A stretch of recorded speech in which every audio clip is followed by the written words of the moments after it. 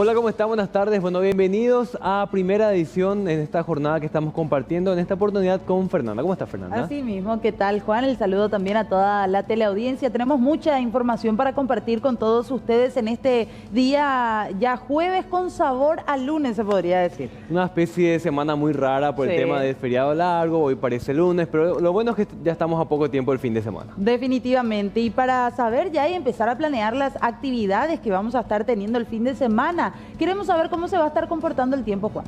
Asimismo, vamos a los datos actuales de meteorología. Tenemos una temperatura de 24 grados 8 décimas, la humedad es de 56% y soplan vientos del noreste a 13 kilómetros por hora. Así mismo, y en el caso de esta tarde vamos a estar teniendo temperaturas que oscilarían los 25 a 28 grados, ya para la noche 22 a 18 grados, va a descender nuevamente un poquitito la temperatura y para horas de la madrugada entre 18 a 15 grados. Noche fresquita. Vamos a ver cómo va a estar el resto de la semana en los siguientes días.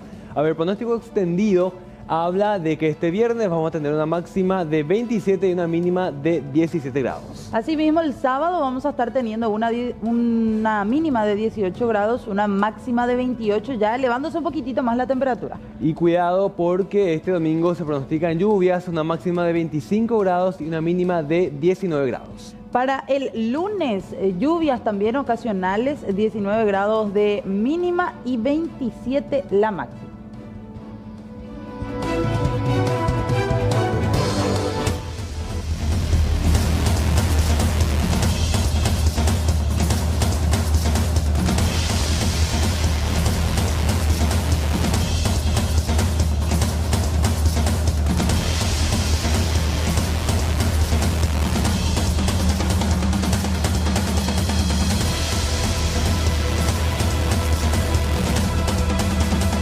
Principales informaciones que vamos a estar compartiendo con todos ustedes. Estamos hablando de la información que nos llega desde la zona de Presidente Franco, un estudiante de medicina que fue atacado, recibió en este caso un disparo, pero ya se encuentra en este caso a salvo, se podría decir, aunque todavía se está investigando exactamente qué fue lo que ocurrió. Además, vamos a hablar también en primera edición de este terrible caso de feminicidio. La víctima tenía solo 47 años, esto ocurría ahí en la zona de Itagua.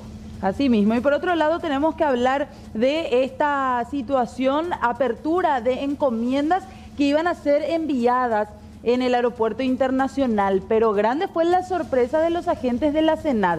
¿Qué fue lo que encontraron? Drogas en estos termos de tereré e incluso mangos, en los mangos de cubierto, intentaban ocultar varios gramos, en este caso, de droga, y enseguida vamos a estar con esos detalles. Además, vamos a hablar del tema del día a nivel económico. Se confirma la suba del pasaje. Obviamente, los usuarios reciben esta noticia con mucho desagrado. Bienvenidos.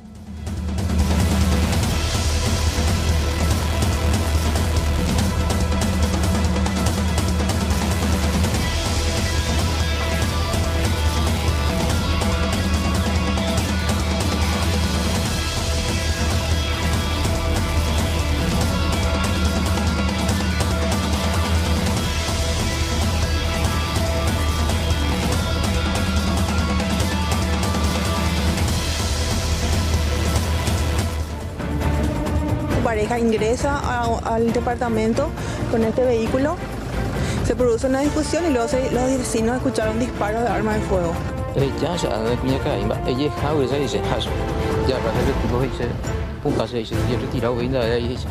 ¿Cuántos disparos recibió la David? 3 disparos. No le vaya a matar a mi mamá, eso ya vimos, eso es correr. Uno en el brazo, otro en el muslo y el tercero que fue el disparo mortal en la cabeza.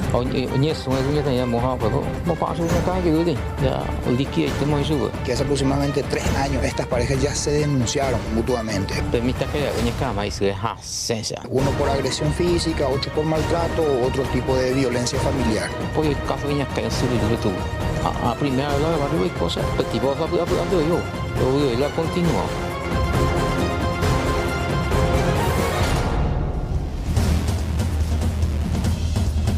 Enseguida desarrollamos este caso. Nos quedamos dentro de los temas de violencia intrafamiliar porque en Mariano Roque Alonso fue detenido un hombre acusado, denunciado por casos similares.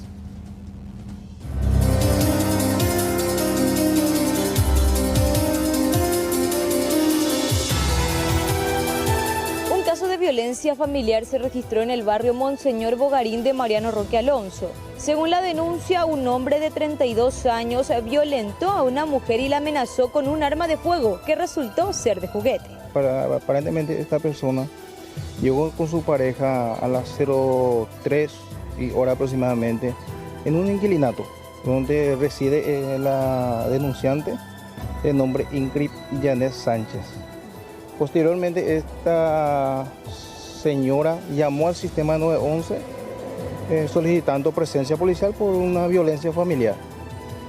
El oficial a cargo, que es el oficial ayudante Iván Delgado, se apersonó en el lugar, donde la supuesta víctima le manifestó que su cuñado la amenazó verbal y que físicamente le agredió y que le apuntó con un supuesto arma de fuego, donde estos intervinientes procedieron a la verificación de esta persona, encontrando aparentemente un arma de fuego, pero de juguete, color negro, es tipo pistola, pero es de un arma de juguete. Trasladaron a la víctima y como al autor, al supuesto autor, a la comisaría, donde se procedió a elaborar el acta de procedimiento. Se comunicó al Ministerio Público de turno, donde el fiscal de turno dispuso la orden de detención del supuesto autor. ¿Quién es este hombre, oficial? Es el señor Patrocinio Vargas Carballo, un paraguayo de 32 años de edad. ¿Él se encontraba en estado etílico, consumiendo algún tipo de bebida alcohólica? Aparentemente se encontraba con estado de aliento etílico, pero en el momento, en el lugar no se encontró no se incautó ninguna bebida alcohólica. A simple vista no se pudo divisar, según manifestaciones de los intervinientes, que tenía golpe a simple vista, pero se le auxilió al centro de salud local de Roque Alonso, donde la persona realizó su diagnóstico médico. ¿Qué mencionó ella? ¿Es constante este tipo de hechos con esta persona?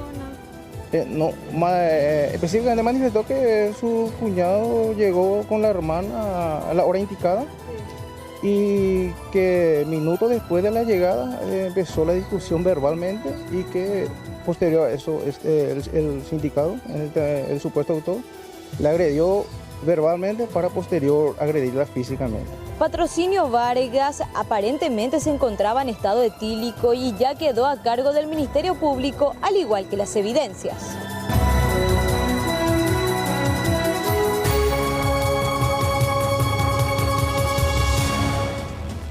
A España y Australia iban a ser mandados 2 paquetes que en realidad estaban cubiertos de cocaína en su interior. Estamos hablando de paquetes que contenían termos de tereré, tenedores y cuchillos. Hasta este punto llega lo que tiene que ver con la imaginación de aquellas personas que intentan traficar drogas en nuestro país.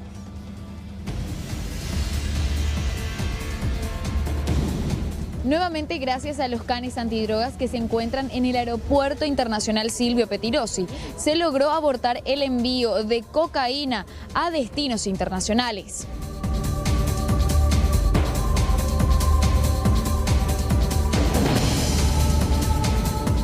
El procedimiento se dio lugar en el aeropuerto y hoy estamos haciendo la apertura de las encomiendas. Son encomiendas que iban a ser enviadas con destino a España y otra a Australia.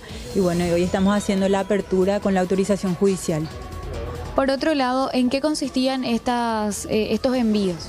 Sí, uno es un sobre que contiene unos termos, en realidad una caja que contiene un termo y dentro hay cocaína líquida, ¿sí? Esas con destino a España. Y por otro lado, unos utensilios que en su interior contenían cocaína también. ¿Se maneja más o menos qué cantidad de cocaína líquida es con la que se pudo dar? Sí, supera 1 kilo 400 y algo de gramos, 450. ¿Esto tendría destino a España? Sí, así es. ¿Y los cuchillos cuántos? Y los cuchillos no llegan a 400 gramos, tienen 370 algo de gramos. Por otro lado, ya se está investigando quiénes serían los remitentes. ¿Esto tendría algún nombre? ¿Ustedes ya están viendo eso en la investigación? Sí, justamente estamos abocados a eso y están utilizando, creo yo, que cédulas de identidad que no se ajustan a las personas, sino cédulas de identidad pertenecientes a otras personas. Entonces estamos abocados en verificar exactamente si el origen de estos documentos, si fueron denunciados en algún momento como sustraídas o alguna desaparición, y ver qué efectivamente es lo que ocurrió, porque hay remitentes y están los destinatarios también.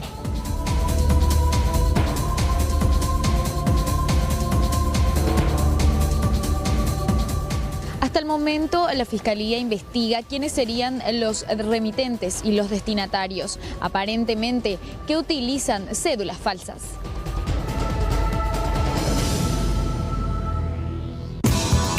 Y afecta muchísimo, no solamente el pasaje, sino que la economía también, la canasta familiar va a subir todo. Hacen lo que a los empresarios les conviene. Y hay colectiveros que te dicen no tenemos el cambio, entonces te cobran directo ya. Ahora, ¿de dónde sacar los 100 lo que es el problema? Toda la hora en colectivo, no tenemos otros medios, así que parece que tenemos que volver a la época de la bicicleta nuevamente. Están supeditados al poder del dinero de los empresarios, esa es la realidad. El transportista o el chofer no puede redondear el precio, debe de cobrar el precio justo.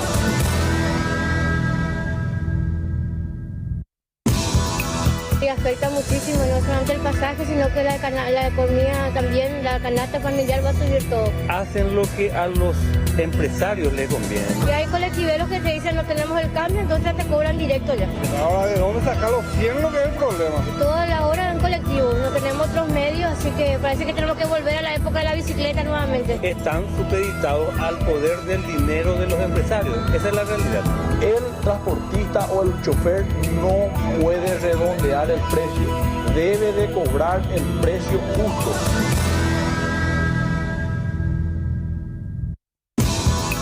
Y afecta muchísimo, no solamente el pasaje, sino que la economía también, la canasta familiar va a subir todo. Hacen lo que a los empresarios les conviene. Y hay colectiveros que te dicen no tenemos el cambio, entonces te cobran directo ya. Ahora, ¿de dónde sacar los 100 lo que es el problema? Toda la hora en colectivo, no tenemos otros medios, así que parece que tenemos que volver a la época de la bicicleta nuevamente. Están supeditados al poder del dinero de los empresarios, esa es la realidad. El transportista o el chofer no puede redondear el precio, debe de cobrar el precio justo.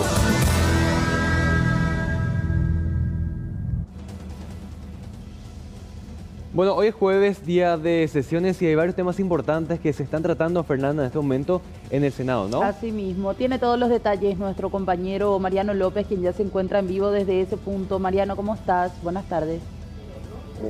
Muy bien, señores, ¿cómo están? Saludos a todos los televidentes y comenzamos con esta imagen, la imagen del nuevo senador Arnaldo Augusto Franco, quien juró justamente en el transcurso de esta mañana en la sesión ordinaria en reemplazo de Víctor Bogado. Una cuestión particular tiene que ver con esta silla vacía que se encuentra justamente allí al lado del senador Juan Darío Monjes, pues esa misma silla es la que utilizaba, recordarán ustedes, compañeros que también cubren aquí el Senado, es la silla que utilizaba normalmente el senador Óscar González Daer.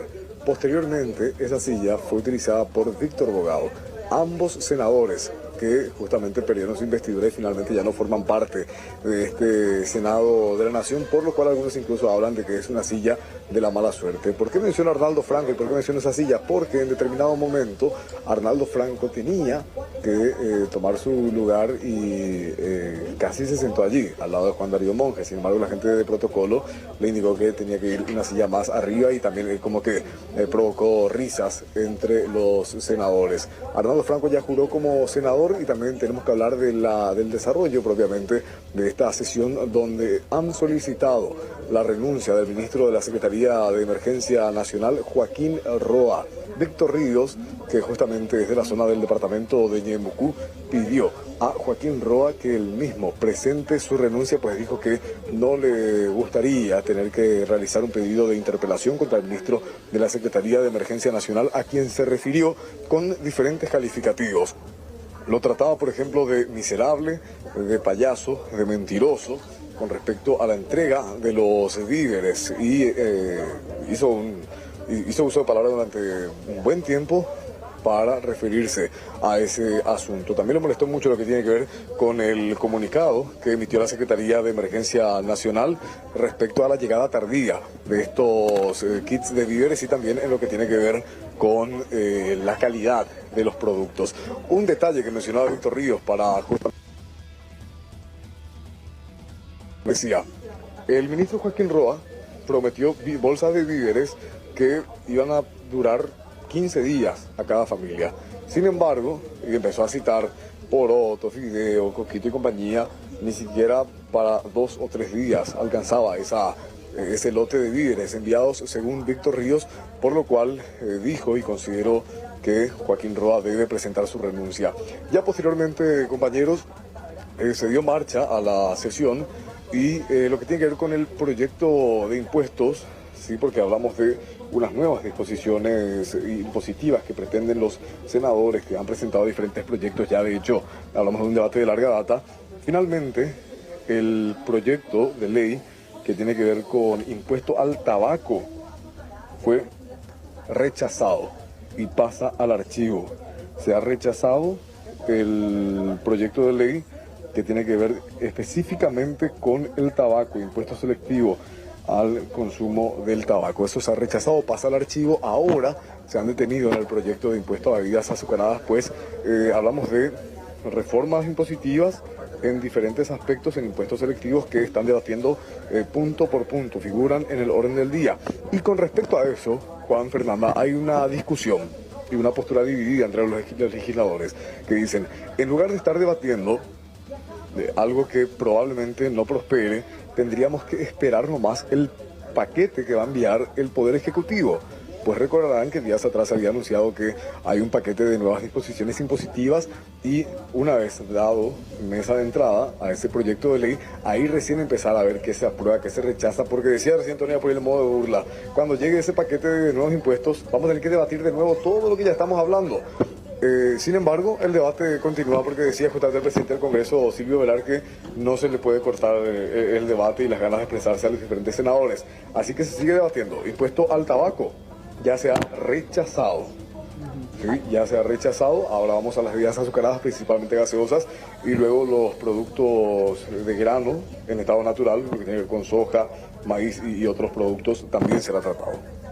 Bueno, definitivamente es un tema bastante delicado, por así decir, porque bueno, esto involucra a grandes industrias en nuestro país que obviamente tienen muchos intereses. Claro. Así que bueno, por el momento, a pesar de la recomendación de OMS, se rechaza el impuesto al tabaco. Definitivamente, hay mucho todavía que debatir y es cierto lo que estaba manifestando Otro también punto. Mariano con respecto a esta situación, porque después van a tener que debatir nuevamente e incluso de manera más extensa con respecto al paquete de leyes cuando llegue, Mariano. Exactamente, y es lo que decía Antonia, porque como le decía, algunos incluso se reían, ¿verdad? Porque hablamos de que la reforma impositiva propuesta por el gobierno trata específicamente los mismos productos. Ahora nuevamente pasan a votación electrónica lo que tiene que ver con productos azucarados y lo que se vota es si se debate o no, o si directamente esto pasa al archivo. Antes de olvidarme también, Fer, Juan, quiero contarles que Salim Busarquis dice estar muy tranquilo con respecto al pedido de pérdida de investidura. Está ahí ¿sí? Porque luego de esta sesión ordinaria se va a convocar a una sesión extraordinaria inmediatamente después para tratar la pérdida de investidura del liberal Salim Busarquis, quien en su momento se desempeñó como ministro de Obras Públicas y Comunicaciones. Él tuvo que enfrentar luego un proceso judicial por haber firmado un acuerdo con una empresa italiana, sobrepasando, por así decirlo, la autoridad Yacyretá, y por eso él fue procesado por usurpación de funciones públicas y también lesión de confianza.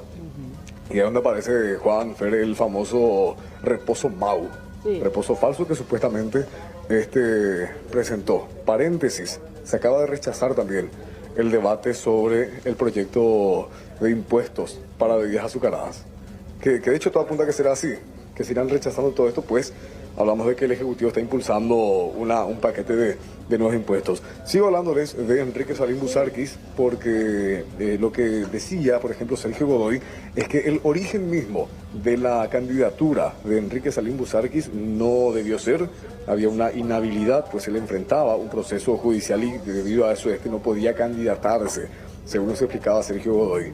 Y por su parte, Salim Busarquis dice que no existía inhabilidad y que lo que tiene que ver con el pedido de pérdida de investidura se enfoca principalmente a tráfico de influencias, lo que tiene que ver también con una condena firme, ¿sí? Una persona que haya sido procesada y condenada, y él dice que él no fue condenado en ningún momento, por lo cual, según Salim Busarquis, no existen causales para echarlo de la Cámara de Senadores. El sector del movimiento Honor Colorado, los ocho legisladores de Honor Colorado son los que plantean este proyecto. Y hablamos de que Colorado Ñetetê no ha bajado línea, se liberan los votos, por así decirlo, y hay posturas encontradas. Patria Querida no apoya la pérdida de investidura de Salim Busarquis, misma postura la tiene Frente Guazú, el partido Hagamos también, y el Partido Liberal, lógicamente, que apoya a su correligionario, por lo cual, al menos según las conversaciones previas, no existirían votos para sacar a Enrique Salim Busarquis con la figura de pérdida de la investidura. Ahora, así que, como les decía al inicio, Salim Busarquis está tranquilo de momento. Sí, ahora ya mismo no sabemos, Mariano, porque uno de los, vamos a decir, contrincantes políticos más fuertes que tiene allí en el propio Senado Salim Busarquis es, por ejemplo, Dionisio Amarilla, que si bien es de su mismo partido, estamos hablando de que allí dentro del Partido Liberal, recordará también la ciudadanía, hay una división muy fuerte entre estos sectores también, e incluso que casi llegan a los golpes hace como un mes atrás.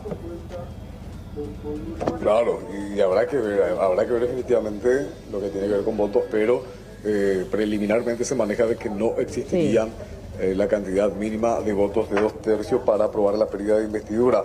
Vos sabés que también otro detalle que tiene que ver con situación de inundaciones. ¿Sí? Vamos cambiando de tema, seguimos hablando de otros puntos que se han conversado aquí en Cámara Alta. Tiene que ver con la aprobación de una ampliación presupuestaria para la gobernación del departamento de Ñeembucú. Hablamos de 7.500 millones de guaraníes, es lo que aprueba la Cámara de Senadores para que se libere este dinero y sea enviado a la gobernación de Ñeembucú para justamente la asistencia a las familias en el marco de esta emergencia que están atravesando. E incluso algunos senadores hablaban de que se tendría que conformar una especie de comisión contralora al momento de realizar la entrega de los víveres, para que esta comisión de legisladores acompañe a los convoys que llevan los víveres a todas esas comitivas y puedan verificar que lleguen en tiempo, en forma y a todas las familias afectadas por esta situación. Así que eso se aprobó finalmente, 7.500 millones de guaraníes más para la gobernación del departamento de Ñeembucú. ¿Cuál es el procedimiento? Eso ahora pasa al Ejecutivo y Mario Abdo Benítez tiene la última palabra en si se libera o no ese millonario fondo para poder seguir asistiendo a estas familias. Bueno, Mariano, muchas gracias por estas informaciones. Vamos a estar atentos a lo que ocurra entonces ahí en el Senado con todos los temas que se están tratando. Y bueno, un comentario, aparte también, Fernanda, estamos viendo de que se pierden la investidura por casos de corrupción, incluso por cobro de vendetas políticas a este ritmo. Más que quedarnos en legisladores titulares y que asuman los suplentes, va a obligar también obviamente a que los partidos políticos tengan mayormente en cuenta la trayectoria de cada candidato a la hora de conformar las listas. Definitivamente, porque hay un cambio pero radical prácticamente en cuestión, si es que se llega a aprobar, como ya decía Mariano, prácticamente no existen los votos necesarios, pero estaríamos hablando ya de dos temas similares, de pedidos de pérdida de investidura, en este caso para legisladores, caso que se da mucho, demasiado ya pareciera ser, ¿verdad? En Cámara de Senadores, no así en diputados, por ejemplo, Mariano. Bueno, estamos atentos entonces a lo que ocurra ahí en el Senado. Volvemos en instantes con Mariano López.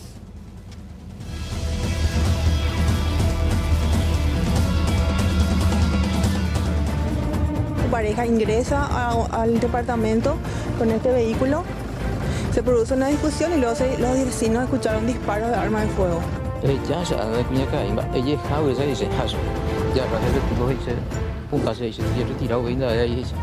¿Cuántos disparos recibió la David? 3 disparos. No le vaya a matar a mi mamá, eso ya pimo, eso y correr. Uno en el brazo, otro en el muslo y el tercero que fue el disparo mortal en la cabeza.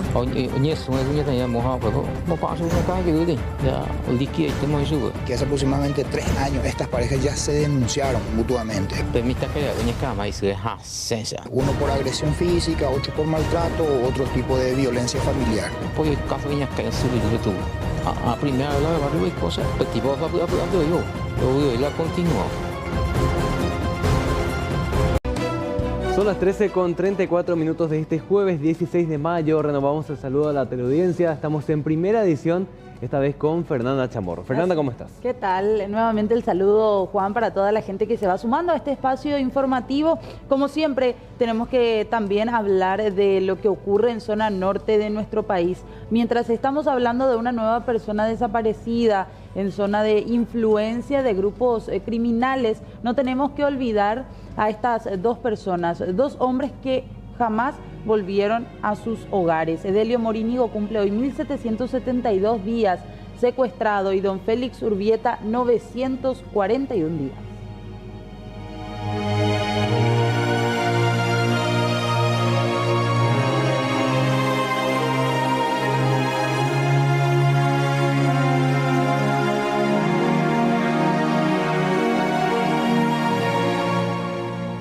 Vamos hasta la zona de San Pedro porque la policía y la fiscalía encabezan una serie de allanamientos. Esto a raíz de la gran cantidad de denuncias de abigeos en la zona.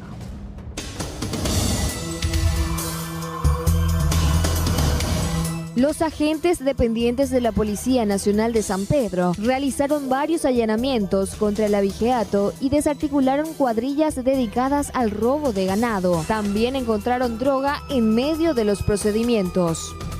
Se incautó 2 reses de animales y en el último procedimiento se ingresó a una casa en busca de la carne también, pero fue la sorpresa que se encontró varios moñitos de supuestas cocaína. Unos delincuentes ingresaron a una vivienda en el barrio San Pedro de Encarnación, en donde forzaron la puerta trasera y se llevaron joyas en grandes cantidades por un elevado valor. Bueno, entraron, rompieron la puerta y aparentemente estaban buscando dinero. Y lo que encontraron así rápido fue joyas y se llevaron eso. Pero se llevó mucho, más o menos 5 millones podría ser. Un hombre de 32 años quedó detenido en la comisaría 10ª de Mariano Roque Alonso, luego de ser denunciado por supuesta violencia familiar. La víctima aseguró que Patrocinio Vargas la agredió física y psicológicamente y que inclusive la amenazó con un arma que resultó ser de juguete. La supuesta víctima le manifestó que su cuñado la amenazó verbal y que físicamente le agredió y que le apuntó con un supuesto arma de fuego, donde estos intervinientes procedieron a la verificación de esta persona, encontrando aparentemente un arma de fuego, pero de juguete. Un niño de 9 años perdió la vida tras sufrir un percance sobre la ruta número 3, General Elizardo Aquino, en la ciudad de Emboscada. Aparentemente el menor iba con su padre a bordo de una motocicleta y fueron embestidos por una camioneta.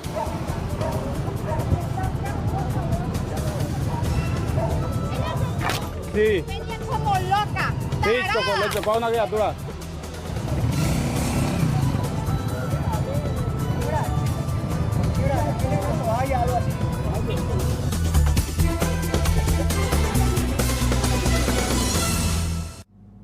Y 2 efectivos policiales de la comisaría de Moracué, ciudad de Luque, son denunciados por extorsión y privación ilegítima de libertad. En este caso, ¿quién los acusa? ¿Quién es la víctima? Un colega de ellos.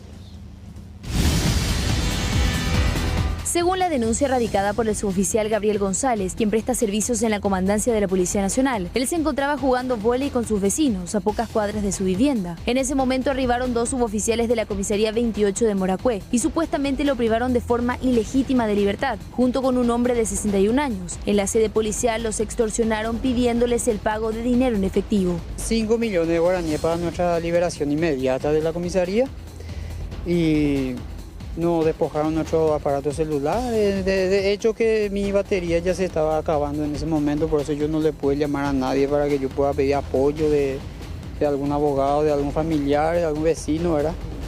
Y así, un momento muy complicado lo que pasé legalmente, como usted está diciendo, era un momento, a mí me tomó por sorpresa.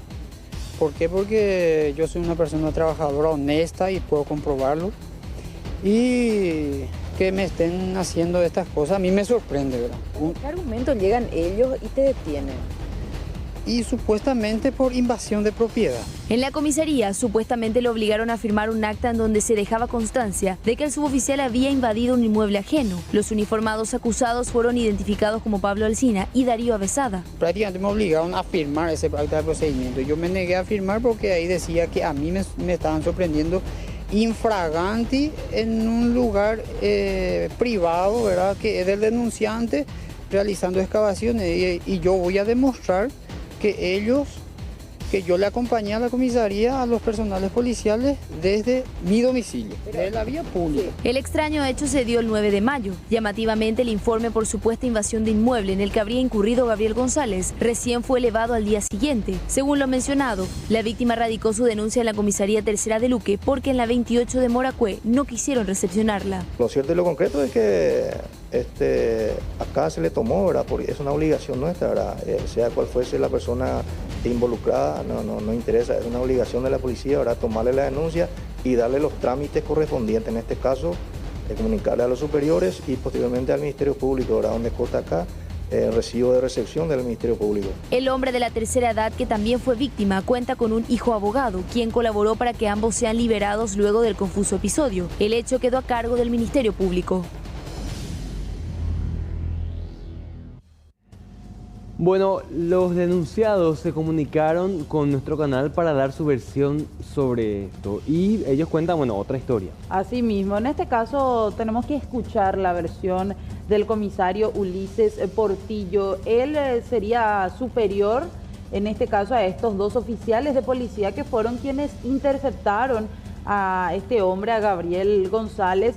Dicen ellos, y según el acta de procedimiento, infraganti en ese lugar que estamos viendo, con esa fosa, intentando invadir ese terreno. Es por eso que para limpiar todo, o sea, para dejar como si fuera que nada pasó, supuestamente, le piden 5 millones de guaraníes. Una historia un poco increíble, vamos a decirle también el pedido que hacían estos oficiales. Así mismo, vamos a escuchar la versión del comisario Portillo. El procedimiento se dice como corresponde. Hubo una denuncia del dueño del terreno manifestando que personas extrañas estaban cavando su terreno, destruyendo su terreno y a su vez talando un árbol nativo. Entonces va la patrullera, labra el acta de procedimiento, se le invita a esa persona a pasar a la comisaría. Ellos pasan inclusive en su vehículo particular sin acompañamiento policial. Llegan a la comisaría, llega la víctima, el suboficial González se compromete a la víctima a resarcirle los daños por pedido justamente de la víctima, que él quería que le resarcen los daños, no justamente económicamente, pero que arregle el terreno que había destruido totalmente. Tenemos que entendido que hace 15 días ya comenzaron esos trabajos. Sí. En varias partes del terreno ellos cavaron y tapaban así en forma simple, que realmente destruye el terreno esa situación, ¿verdad? Entonces, comisario, me decís vos que ustedes no le aprenden a él viene en su vehículo propio. Viene en su vehículo propio, independientemente, que yo le cuento, independientemente que si se negaban a someterse al procedimiento, iban a utilizar la fuerza. ¿Por qué? Porque justamente, como recién expliqué, no deja de ser delito, si es público o privado, no deja de ser delito.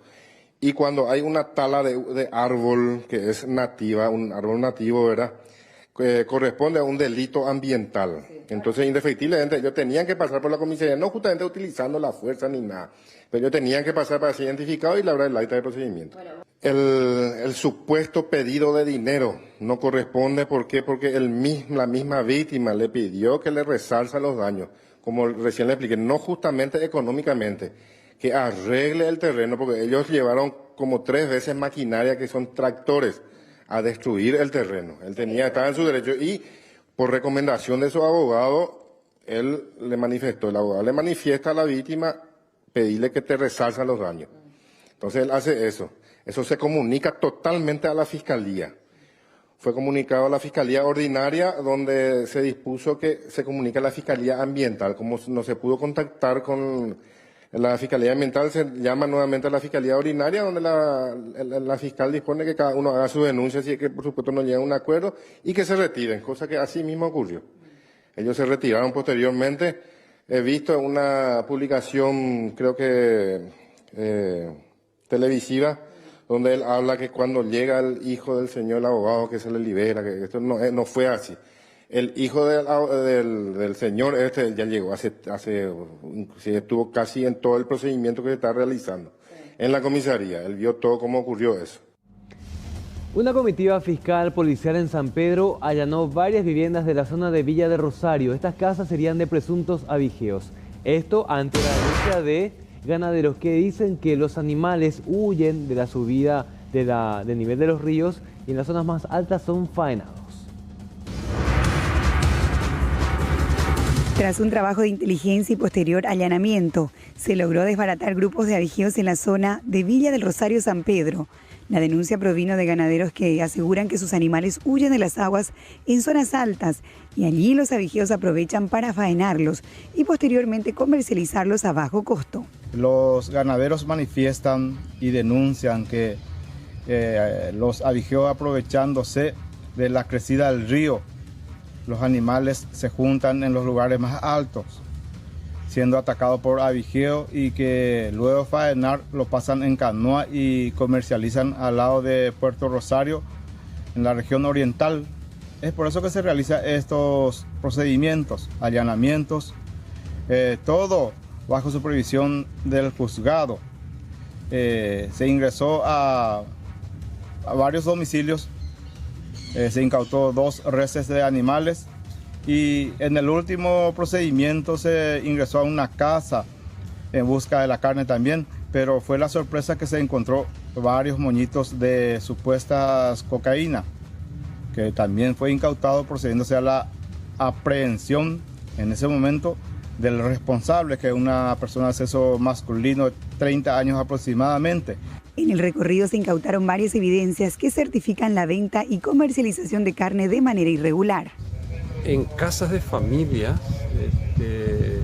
encontramos unos cuantos kilos y también visitamos algunas casas comerciales como locales comerciales de venta de carne de vacuno. Y encontramos también algunas irregularidades con relación a documentaciones administrativas, diría yo, que no estaban con documentos completos como para que puedan vender alimentos a la población por parte de la misma municipalidad también. Según los intervinientes, con este operativo se desbarata este gran flagelo en la zona de San Pedro y se garantiza la seguridad de los dueños de estos animales. La Dirección de Empleo realiza hoy y mañana una feria buscando a gerentes para altos cargos en varias empresas. En total son 50 los puestos vacantes.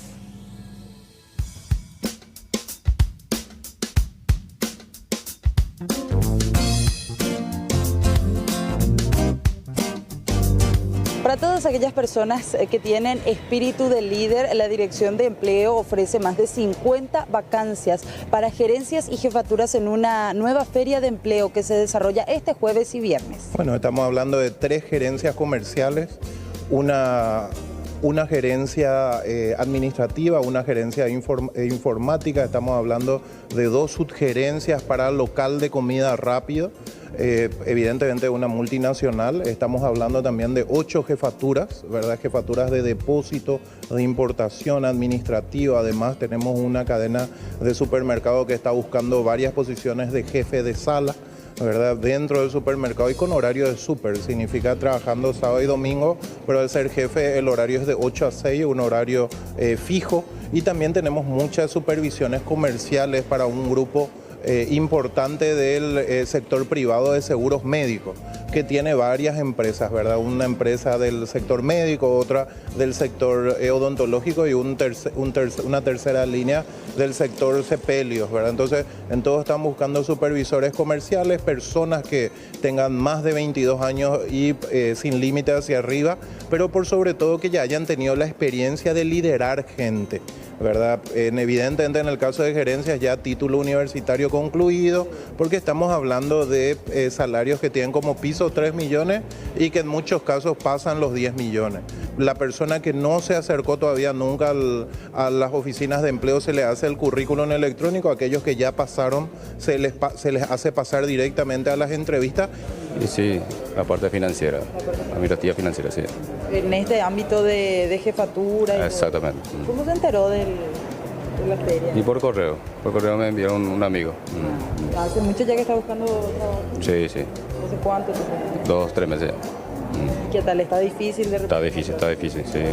Vengo de Ciudad del Este, tuve que emigrar, entonces hace ya 4 meses que estoy buscando empleo, sea del área de importaciones, jefaturas o gerencias.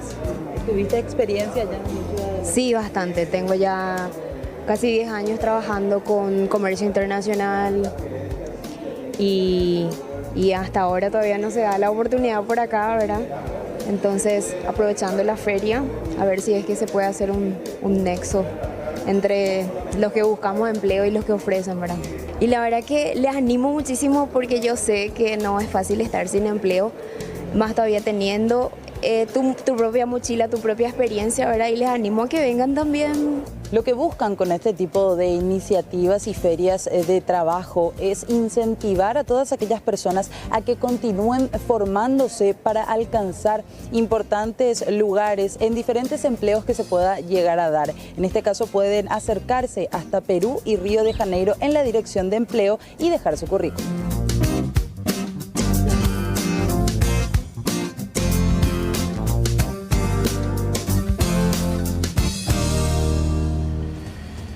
Y tenemos que seguir hablando de la preocupante situación por la que atraviesan los pobladores ya del departamento de Ñembucú. Si bien en cierta forma lograron superar o paliar por lo menos la situación que enfrenta tras la crecida de estos últimos días, el pronóstico sigue siendo desfavorable para ellos ya que se esperan todavía lluvias en los próximos días.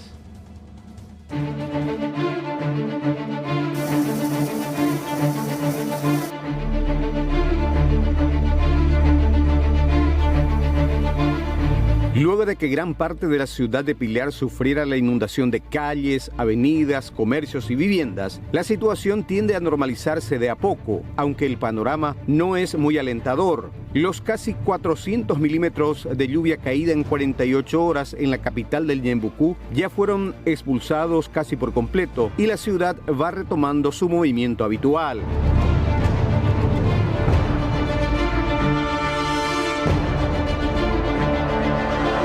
Sin embargo, el río Paraguay no da tregua. Este jueves amaneció con 8.45 metros en el puerto de Pilar, experimentando un incremento de 5 centímetros en las últimas horas que despierta preocupación en la población. Y las proyecciones meteorológicas no son alentadoras, muy por el contrario. Para la semana del 19 al 25 de mayo se esperan importantes acumulados de lluvia que generarán de nuevo excesos de agua desde la cuenca media hacia el sur, tal como indica este mapa. Así tenemos que en Pilar el río se situaría desde el 20 de mayo en 8.80 metros, para el 27 de mayo en 8.95 y para el 3 de junio en 9 metros con 5 centímetros, con lo que se agravaría aún más la ya angustiante situación de la población del departamento del Ñembucú.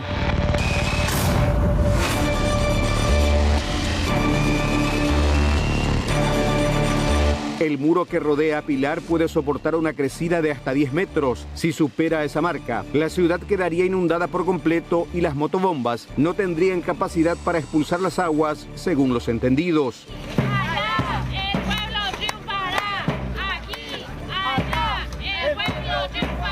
Anoche precisamente un grupo de pobladores cerró por momentos el puente sobre el arroyo Ñembucú de acceso a la ciudad, reclamando soluciones de fondo y la salida del intendente Alfredo Estete. Somos estudiantes que tenemos un objetivo principal, que es la renuncia del intendente de Pilar. Otros plantean la readecuación del sistema de bombeo que se utiliza en la ciudad para hacerlo más eficiente. Sabemos que hay muchas bombas que no está bien aplicado, hay muchas bombas que definitivamente no funcionan y otras bombas que están mal instaladas. Está a bajo nivel del agua, entonces sube el agua por detrás y ya no puede funcionar. Entonces hay que adecuar el sistema de bombeo. Las condiciones de vida en los 15 distritos del interior del Ñembucú son dramáticas. Los caminos están completamente bajo agua, los cultivos se han destruido y perdido y el ganado debe desplazarse a otros lugares para evitar mortandad y daño mayor. La Secretaría de Emergencia Nacional anunció que completó la entrega de 10.000 kits de alimentos de asistencia humanitaria en los 5 barrios de la ciudad de Pilar con la distribución de 200.000 kilos de alimentos.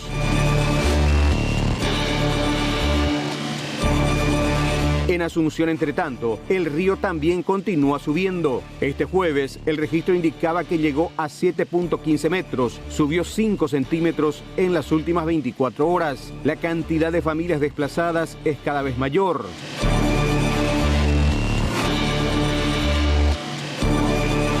En su homilía ante las principales autoridades del Poder Ejecutivo, el obispo emérito Monseñor Ignacio Gogorza también lanzó en la víspera un duro mensaje, exigiendo un trabajo interinstitucional y eficiente para dar condiciones de vida dignas a la población ribereña que sufre el embate de la inundación. Asumieron compromisos muy concretos. Queda pendiente un mecanismo interinstitucional de gestiones para la construcción de albergues e infraestructuras que cobijen a las familias en condiciones dignas. El río no da tregua, por ello urge que las autoridades planifiquen e implementen soluciones reales y efectivas para brindar a la población ribereña una digna condición de vida como ciudadanos paraguayos. Las esperanzas, sin embargo, de superar esta emergencia a corto plazo se diluyen con la crecida. Bueno, y también tenemos que hablar de lo que están sufriendo los pobladores de la zona de Villa Cangrejo, debido a que el río del Paraguay por lo menos registró una altura de 7 metros con 15 en este día, una altura realmente preocupante. En Sajonia ya se está sintiendo bastante también cómo el agua va avanzando, inundando viviendas a su paso, y los más afectados son los de la zona de Villa Cangrejo, también de Santa Ana, todo lo que estén en la zona también del Puente Pessoa. La mayoría ya abandonó sus viviendas, pero todavía hay un grupo que permanece principalmente en la parte alta de sus casas, ya que no tienen otro sitio a donde ir, por lo tanto se manejan actualmente en botes. Estamos hablando de la situación también de un poblador que vive en una especie de isla. Tiene una cantidad impresionante de animales, entre vaca, ovejas, chancho. Él mismo se resiste también a salir de su casa, a no ser que la crecida sea realmente bastante alta, superando los 8 metros. Él mismo tendrá que salir, pero no sabe qué hacer tampoco de todos los animales. Es solamente una situación de un poblador, pero veamos qué es lo que dice al respecto. Y hasta que no me tome el agua estoy demasiado tranquilo. ¿Vos decidiste resistir, permanecer en tu casa? Claro, porque tengo muchos animales. Acá los animales que tengo... De repente no tenés lugar donde llevarle en caso de que... No hay lugar, tengo que alejarme, llevar en la campaña lejos y eso, y tiene mucho costo. Entonces es mejor aguantar, por eso que preparé este lugar alto, esta parte. Aquellos lados todavía no toma el agua, pero se está acercando mucho. Tengo una ladrillería también hacia el fondo. ¿Te costó mucho trabajo crear esta especie de isla, don Marero? Recargar, cuesta mucho, cuesta mucho. ¿Muchos años de trabajo? Muchos años de trabajo. Y al año, este año nomás preparé Tengo la amurallado así, por los dos costados, y relleno acá en la parte alta para que acá me pueda defenderme del agua cuando sea grande. ¿Cómo ves el tema de la crecida, don Marero? ¿Cada vez es peor o es algo normal ya para vos? Para mí ya es normal y es menos que el de la vez pasada todavía. Ahora está 7.20 por ahí recién, 7.15 por ahí. La vez pasada llegó a alcanzar 7 metros 88. Y no, igual no me tomó nada. ¿Cómo haces, por ejemplo, tu día a día? Vemos que tenés chicos viviendo acá en la casa, ellos van en bote, vienen. Sí. ¿Cómo haces? Y tengo una canoa motor que rápidamente me quita hasta el puente. Y de ahí ya tengo una camioneta ahí en la costa, luego guardando y ya de ahí ya salimos hacia el centro. Para cualquier cosa para ir al súper. Todo. ¿Y para ganar platita, cómo hace usted jubilado ya o cómo hace? No, yo tengo ese de la tercera edad, lo que tengo. Tu pensión. Después me preparo siempre algo. Ya va ahorrando un poquito. Claro, cierto. ¿Cuántas personas están viviendo acá en esta casa ahora? Con este eran 3 familias, conmigo 4 familias, pero se está retirando, parece, no sé si porque ellos, si no salen conmigo, ya tienen que pagar canoa, lancha y qué sé cuánto, y tiene costo. Y acá no tiene trabajo, tiene que alcanzar el puente y después por ahí el que tiene cliente y eso ya trabaja. ¿Ve algún apoyo de las autoridades? ¿Vinieron ya a ver cómo está usted, si le falta algún remedio, algún insumo? Y el asunto del remedio tenemos acá CANSA, que nos ayuda mucho. Así que nosotros somos socios del CANSA. Entonces, con eso uno ordena su ya nos vamos ahí en el RI14, está el consultorio, después los hospitales. ¿De tu vecino queda alguien acá, don Vareiro, prácticamente todo ya? Vecinos, 3 los que están acá conmigo, 3 vecinos. Le voy a mostrar todo, ahora vamos a salir hacia ahí y vamos a mostrar todo. Bueno, y mientras tanto cambiamos de información, intensa la actividad en Cámara de Senadores y uno de los puntos también que se estuvo debatiendo esta mañana, como ya decíamos, Juan, tiene que ver con la crecida del río. Asimismo, vamos a ver qué novedades tenemos ahí en la Cámara Alta. Contigo, Mariano, buenas tardes nuevamente. Buenas tardes, Juan, ¿qué tal? Les saluda Fernando a todos los televidentes. Efectivamente, continúa en estos momentos la sesión ordinaria de la Cámara de Senadores para hacer a modo de recuento para nuestros televidentes del acontecido durante esta mañana aquí en Cámara Alta. Queremos compartir el momento del juramento de Arnaldo Franco, el nuevo senador. Él fue en su momento secretario privado de Horacio Cartes cuando este presidente acompañó, de hecho, diferentes gestiones al frente del Partido Colorado. Él es abogado y estuvo encargado en muchas ocasiones de asesorar jurídicamente a la Asociación Nacional Republicana. Hoy juró como senador y este es el momento en que le tomaban juramento para que posteriormente ya se traslade a su banca. En este estadio invito al ciudadano Arnaldo Augusto Franco Echevarría a prestar juramento como senador nacional.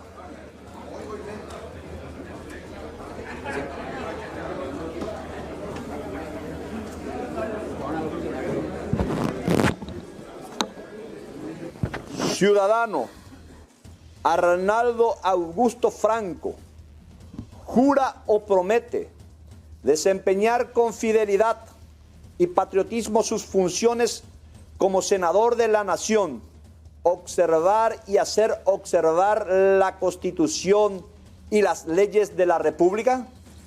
Sí, juro. Si así no lo hiciere, Dios y el pueblo paraguayo os lo demanden.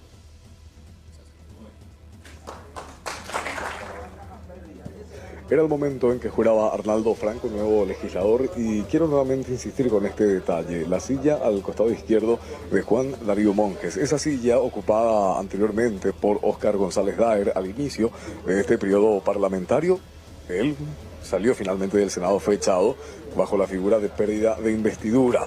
¿Quién ocupa posteriormente ese lugar? Lo ocupa Víctor Bogado. ¿Qué pasó con él? También fue sacado por la misma vía, la pérdida de investidura. Y Arnaldo Franco tenía que ocupar ese lugar, en teoría, sin embargo, prefirió subir un nivel más. Hablamos de la línea de las sillas y se sienta al costado de Martín Arévalos, forma parte del conglomerado del movimiento Honor Colorado, aquí en la Cámara Alta. Luego, en el transcurso de esta sesión, también se habló de lo que tiene que ver con la situación que atraviesa el departamento de Ñembucú y la molestia del senador Víctor Ríos respecto a la forma en que se ha realizado la entrega de víveres por parte del gobierno nacional. Habló específicamente de Joaquín Roa, actual ministro de la Secretaría de Emergencia Nacional, sobre quien decía que debe presentar su renuncia. Dijo que no quieren apelar a la figura de interpelación al ministro de la CEN y lo trató con diferentes calificativos. Sin más explicaciones, escuchen la forma en que Víctor Ríos se refería al ministro de Emergencia Nacional, a quien decía que debe renunciar. irresponsable, es mentiroso. Llevó a tal extremo la situación, señor presidente, honorable Cámara y queridos colegas, que casi matan al presidente de la Junta Municipal de Pilar en un arranque de furia en uno de los barrios. Golpearon a otro miembro de la Junta Municipal y amenazaron de muerte al intendente y a su familia. Y este payaso de feria, porque es un payaso de feria para ser elegante, emite un comunicado. No tengo nada, usted no es un payaso, senador Apuri, usted es un gran artista y gran senador también. Este payaso de feria, presidente, emite un comunicado burlándose nuevamente de los pilarenses y ñeembuqueños. Estuvo en la ciudad de Pilar participando de una reunión y comprometió enviar alimentos para que cada familia pueda aguantar con esos 15 días más o menos. Es lo que se anunció allá en Pilar y en el departamento de Ñeembucú. A las 4 de la tarde llegaría la asistencia. Se convocó a la población a esa hora en distintos puntos de la ciudad. Los camiones llegan a las 9 de la noche. Y cuando a las 6 de la tarde los concejales que estaban encargados de los distintos puntos determinados para la entrega anunciaron que los camiones llegarían, 5 horas después, eso provocó la furia colectiva. En un lugar agreden a un concejal, en otro lugar casi lo apuñalan al presidente de la Junta Municipal y se desató todo lo que ya sabemos. Emite un comunicado este mentiroso y dice que es mentira todo eso porque él no podía decir a qué hora llegaría la asistencia a Pilar, porque desde Asunción a Pilar solamente con camiones cargados se puede mantener un promedio de 80 kilómetros por hora. Eso dice el comunicado. Pero si todo el mundo sabe que Pilar está a 360 kilómetros de Asunción, 80 kilómetros por hora, una simple operación matemática y te da el tiempo aproximado de llegada a Pilar. Pero no puedes equivocarte 6 horas. Un mentiroso, un irresponsable. Y después dice, llegó al colmo del cinismo, que dijo a algunos medios que en realidad los camiones no podían llegar porque estaban cortando el puente. Por suerte hubo periodistas que estaban en Pilar y saben que el puente se cortó justamente porque no llegaban los camiones. Y dice también que no es cierto que no se le asistió a todo el mundo y si hay miles de personas manifestándose en la calle. ¿Qué cree? Que los pilarenses se manifiestan de puro gusto, por hobby, por glamour. Este pelafustán seguramente creyó cuando llegó ahí, como es tan burro, y vio a la gente en el agua, criaturas, ancianos en el agua, como es tan burro, habrá pensado, pero qué lindo la gente chapoteando en el agua, qué felicidad. Y para completar, presidente, primero que no cumplió, que eran alimentos para 15 días, y llegaron con coquitos con tihuá. En otro tiempo por lo menos eran coquitos de oro, coquitos tihuá.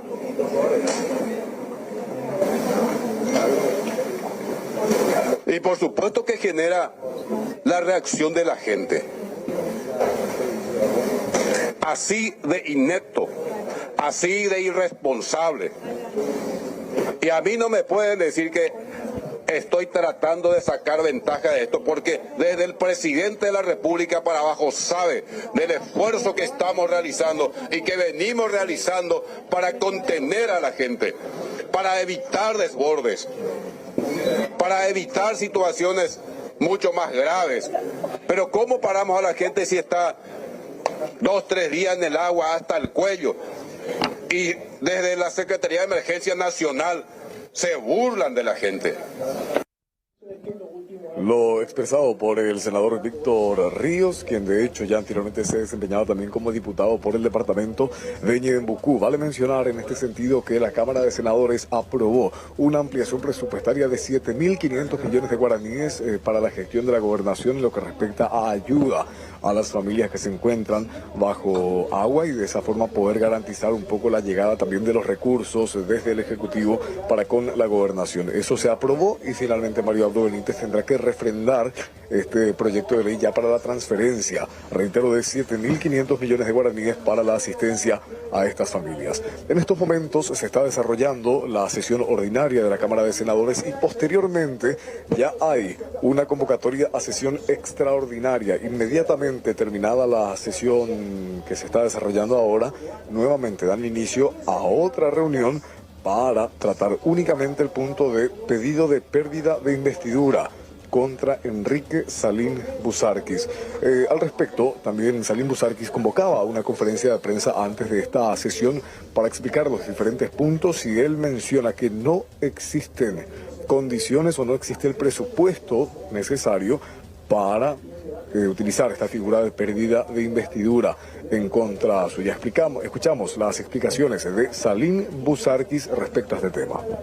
¿Cuándo te inhabilitan? Cuando vos estás condenado.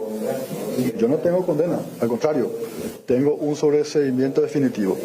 Segundo, cuando uno es inhábil, supongamos que ellos hablan de delito. No ocurrió. No hubo una condena, no hubo una sentencia definitiva. Hubo un auto interlocutorio, una salida técnica. Bueno, entonces la inhabilidad no existe. La incompatibilidad tampoco existe.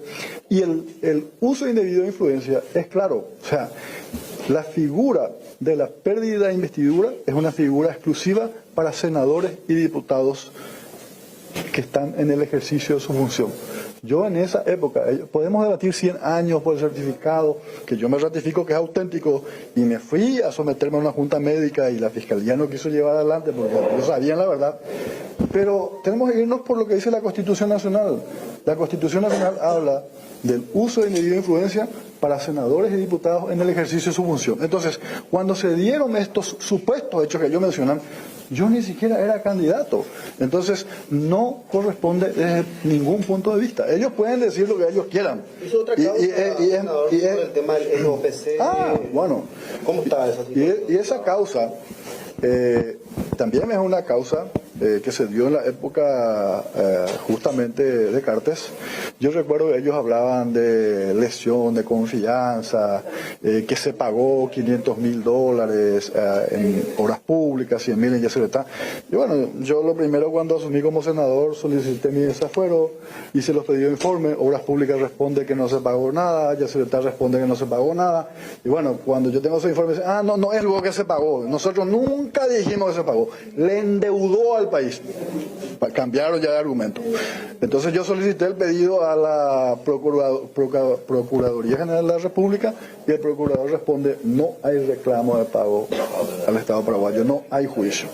Entonces no corresponde. Entonces para mí es todo muy claro y yo me vuelvo a ratificar. La pérdida de investidura se da en 3 casos. 1, inhabilidad. Tenés que tener una condena. Yo no tuve ninguna condena. Al contrario. ¿Usted donó dinero a la Fundación San Rafael? Yo no le voy a responder a ese equipo a donde ellos quieren ir, a donde ellos quieren apuntar, porque yo solamente me voy a defender con lo que dice la Constitución Nacional y punto. Senador, con relación al certificado médico, usted se acogió al procedimiento abreviado justamente porque reconoció el hecho, senador. Justamente usted no esos 2 millones de guaraníes a la Fundación San Rafael. Justamente porque la Fiscalía no quiso continuar el proceso, yo me fui a someterme a una junta médica, no quisieron hacer la junta médica, pero yo vuelvo a aclarar, este tema podemos discutir 100 años, lo que no podemos discutir es la Constitución Nacional. Habla de inhabilidad, tenés que tener una condena. ¿Hubo condena o no? No. ¿Hubo un auto interlocutorio? Sí. ¿Auto interlocutorio es una sentencia definitiva? No. ¿Es una condena? No. A mí me dieron el sobreseimiento, es un auto interlocutorio totalmente definido. Entonces, no hay condena, no hay inhabilidad, no hay incompatibilidad. Y el uso indebido de influencia habla claramente que es una figura constitucional para senadores y diputados en el ejercicio de su función. En esa época yo no era ni candidato a presidente de la comisión vecinal de mi barrio. ¿Se sometió a un procedimiento abreviado en el caso del certificado médico? Bueno, se suspendió el procedimiento, yo les entrego acá el documento, yo vuelvo a ratificarme, no se habla de condena, porque ellos están hablando de condena, no hay ninguna condena, no hay ningún delito, al contrario, yo tengo un sobreseimiento, pero no solamente eso, yo me quiero volver a ratificar lo que ellos no quieren decir. Lo que ellos no quieren decir y van a tener, no sé cómo van a aprobar. ¿Quiénes son ellos, senador? Y el equipo cartista, demasiado claro es el tema. Acá no hay ninguna novedad en Paraguay. Cuando uno ve la línea de los medios, las publicaciones, ya se da cuenta del interés que hay atrás. Esto es una venganza por el caso de Víctor Abogado. Ellos querían canjear el tema amigo en el tema abogado, querían meter todos en la misma bolsa para hacer una especie de blindaje, una causa común. Y nosotros no nos prestamos y no nos vamos a prestar a ese juego. La situación de Salim Busarquis a nivel judicial, hablamos de que él había sido justamente procesado por las figuras de usurpación de funciones y también lesión de confianza, pues había firmado un acuerdo con una empresa italiana para algunas obras, un acuerdo que también tenía que ser firmado y acordado por Yacinetá. Y aparentemente sobrepasaron la figura de la entidad binacional, por lo cual se había iniciado este proceso judicial. En medio del proceso judicial es donde aparece el famoso supuesto reposo Mau, ¿sí? Y hablamos de que ahí incluso hay una nueva figura de presentación de documentos de contenido falso, y es allí donde él solicita la suspensión condicional del procedimiento, y según algunos legisladores eso significa que él asume la responsabilidad y asume que cometió un error. Pero sobre el argumento principal planteado por senadores de Honor Colorado, vamos a escuchar a Sergio Godoy, que explica que Salim Busarquis, al enfrentar un proceso judicial, ya luego al momento de candidatarse, no podía seguir con su candidatura para ser senador, por lo cual se habla supuestamente de una inhabilidad, y ese es el principal argumento para plantear la pérdida de investidura. Hoy juró un nuevo senador, y algunos legisladores quieren que salga nuevamente, que sea echado otro senador, en este caso del Partido Liberal. Vamos a escuchar a Sergio Godoy, el vocero en esta ocasión del movimiento Honor Colorado. Repito, cuando a mí me plantean algunos colegas el caso, yo digo, esperen, traigan un poco ya a leer qué dice, ¿verdad? Porque tampoco someter a todo por igual, cada uno tiene unas causales, ¿verdad? En el caso del colega Busarquis, para mí, claramente él tiene una resolución judicial de condena, ¿verdad? ¿Por qué? Por un hecho del uso de un certificado de contenido falso. Esa condena podría haber sido privativa de libertad de hasta 2 años. Pero ¿qué pasó? Él no fue, digamos, preso, no terminó el juicio yendo preso. ¿Por qué? Porque se sometió a unas medidas. Y en las medidas, ¿qué dicen? Para obtener la suspensión condicional del procedimiento, dice el Código Procesal Penal, uno tiene que admitir el hecho primero, luego tiene que someterse a una regla de conducta y luego reparar el daño. Las 3 cuestiones se dio en su caso. O sea, él reconoció el hecho, él reparó el daño y no fue privado de libertad porque se sometió a una regla de conducta. Y todo eso le hacía inhábil al momento de candidatarse como senador. Por eso que no es, y no hay que confundir a la gente diciendo que es una revancha y que es por uso de influencia. No. Esto es porque él tenía una causal de inhabilidad al momento de ser senador, y en base a eso que se presentó el pedido, claro que él va a tener sus manifestaciones, que venga a exponer por qué y haga uso de su derecho a la defensa y luego nosotros fallar, pero el pedido está fundado en esa causal. ¿Y para un documento entonces para la pérdida de investidura, senador? Por lo menos para la solicitud, claramente sí. Por eso, un documento donde dice sobreseimiento definitivo. Claro, pero eso fue después. Viste que su pena era hasta 2 años. Él admite el hecho, paga, repara el daño, sí, repara el daño en concepto de 1 millón, al final terminan siendo en total 12 millones, pero 1 millón por mes, y se somete a una regla de conducta. ¿Qué es lo que significa eso? Yo no voy a irme preso por un hecho que yo cometí, porque voy a someterme a cumplir unas reglas de conducta. Si mi conducta es buena, yo no voy preso, pero yo pago también, y eso fue lo que él hizo. Entonces, ¿qué tenemos? Tenemos que él mismo aceptó un hecho, que el hecho merecía pena privativa de libertad hasta 2 años, está la resolución judicial, él mismo firmó, y no se ejecutó la condena solamente porque se le dio esa salida procesal. Si él hubiese fallado en alguna de las reglas, él iba a estar privado de libertad. O sea, si eso no es una condena, no sabría más que decir. Así que, compañeros, escuchábamos entonces a Enrique Salim Busarqui, senador, que de hecho no se encuentra a estas horas en la sala de sesiones. Él mismo estaba haciendo diferentes lobbies, conversando con varios legisladores. Pues hablamos de que luego de esta sesión se convoca una extraordinaria para tratar la pérdida de investidura de Enrique Salim Busarqui. Es un proyecto ya presentado hace varios meses atrás, sin embargo ahora reflotó nuevamente con el planteamiento de Honor Colorado, que perdió a uno de sus referentes, Víctor Bogado. Entonces, según Salim Busarqui, en una especie de revancha es que nuevamente reflotan el proyecto de pérdida de investidura en su contra. Estamos expectantes, continúa el tratamiento de nuevas disposiciones impositivas. Ya se rechazó el proyecto de impuesto al tabaco, se rechazó el proyecto de impuesto a bebidas azucaradas como ser gaseosas, y ahora se encuentran debatiendo lo que tiene que ver con impuestos a granos en estado natural. Así que veremos si corre la misma suerte. Todo apunta a que será así, pues el Poder Ejecutivo pretende presentar un proyecto y varios senadores coinciden en conviene esperar a recibir ese proyecto por parte del Ejecutivo para poder comenzar a hablar ya de los números a ser modificados en lo que respecta a impuesto selectivo, compañeros. Bueno, Mariano, muchas gracias. Estamos atentos a esta caldeada sesión ahí en la Cámara de Senadores que se desarrolla desde muy temprano esta mañana. Así mismo, con esta información hacemos una pausa y ya venimos.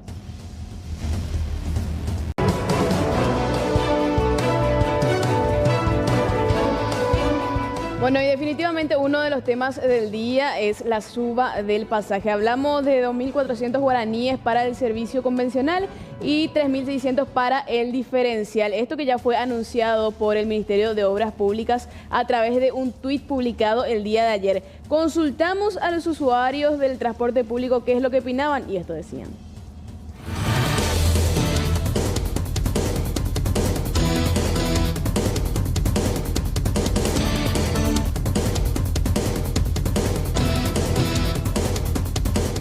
Miles de pasajeros se llevaron la sorpresa, otros ya conocían de este anuncio y sin embargo algunos también denunciaban que desde hace un par de días vienen pagando mucho más caro el precio del boleto. Los nuevos costos son de 2.400 guaraníes para el servicio convencional y 3.600 para los buses diferenciales. La recomendación es tener a mano las monedas de 100. Hay nuevo precio de pasaje ya vigente.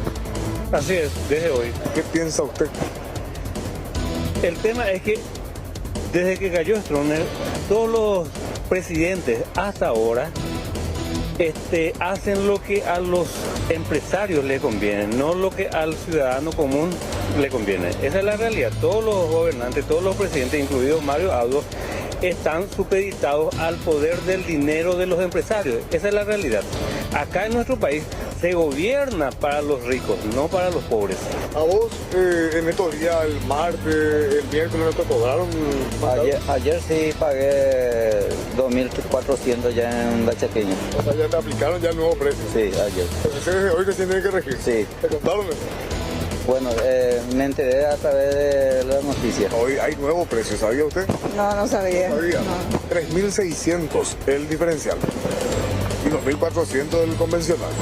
Es poca la diferencia. 100 y subió. 100 y muy poco. ¿Hay nuevo precio del pasaje? Sí, ya nos cobraron. ¿Qué piensa usted? Y en realidad que para los diferenciales está bien, pero para los convencionales no, pues a veces venimos como sardinas y... Ahora que amaneció, mire ahí los cartelitos por los buses. Y ahí es sorpresa, ¿verdad? Sí, a preparar nomás ya el 500. Los 500. Hay 2.500 guaraníes. Sí, a preparar para el pasaje porque ya no son los 300. ¿Cuánto tiene que sobrarte? Y 100. A mi marido le cobró 5.000 por los dos. ¿De dónde? ¿O nomás llegué? Ahí nomás se queda. Y no hay tipo moneda de 100, señora. ¿Vos qué crees? ¿Por qué crees que no te dejan tu vuelto? Y la verdad que seguramente que le está juntando amarito para su pasaje a alguna parte. Y al decir de los diferentes pasajeros, el problema principal suele ser la falta de monedas. Y según algunos comerciantes que tienen sus locales en zona de paradas, explican que muchas veces las personas acuden hasta ellos para poder conseguir monedas. Por favor, si le puedo cambiar su dinero, porque si no el chofer le redondea. Pero siempre a favor de ellos. Ahora que 3.600, 4.000 va a terminar cobrando, ¿verdad? Así mismo. Sí, yo suelo pasar por eso. Digo que sos comerciante, contame, ¿hay monedas de 100? ¿Se está circulando? Es muy difícil de conseguir. Difícilmente se consigue. Ya casi no circula. Los nuevos precios del pasaje rigen desde este 16 de mayo y el principal argumento es la suba también del precio de los combustibles.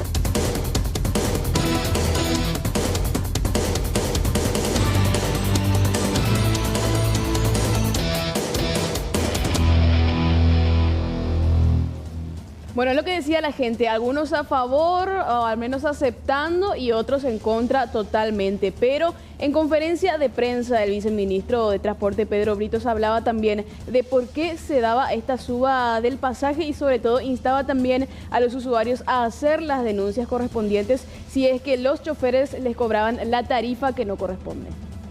En realidad que la suba al pasaje no es una noticia que nos gusta dar a nosotros como gobierno nacional.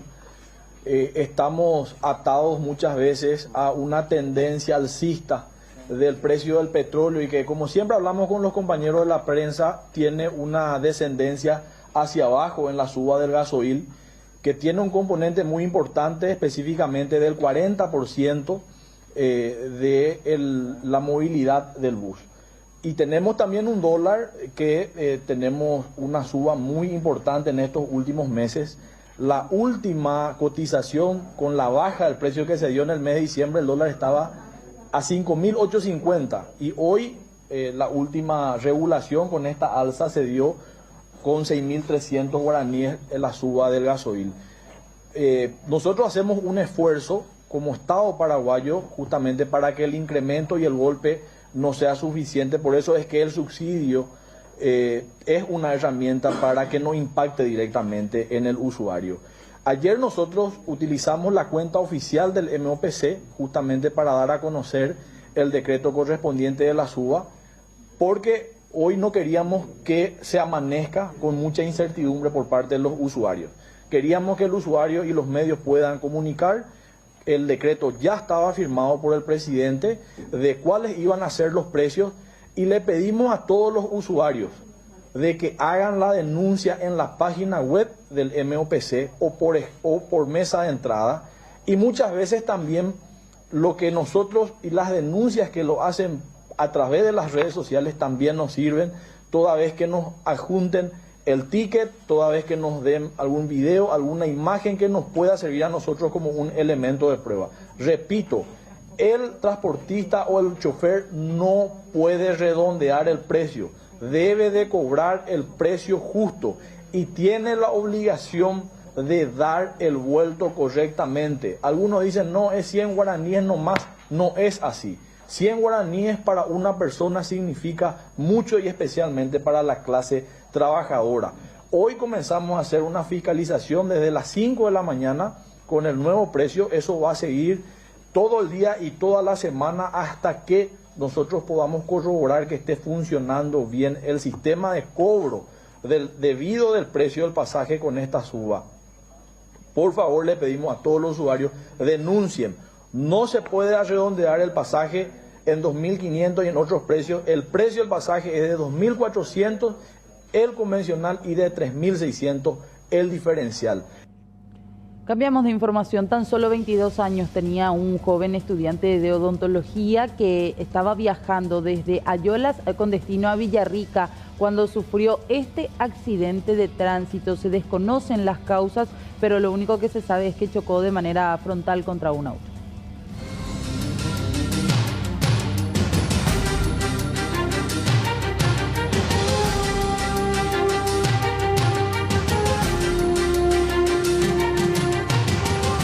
causa de un aparatoso accidente perdió la vida el joven Edgar José Romero Báez, de 22 años, estudiante del 5º año de odontología. El mismo viajaba de la ciudad de Ayolas con destino a Villarrica, cuando se dio el percance en el cruce mismo de la compañía Caracaraí, distrito de Coronel Maciel.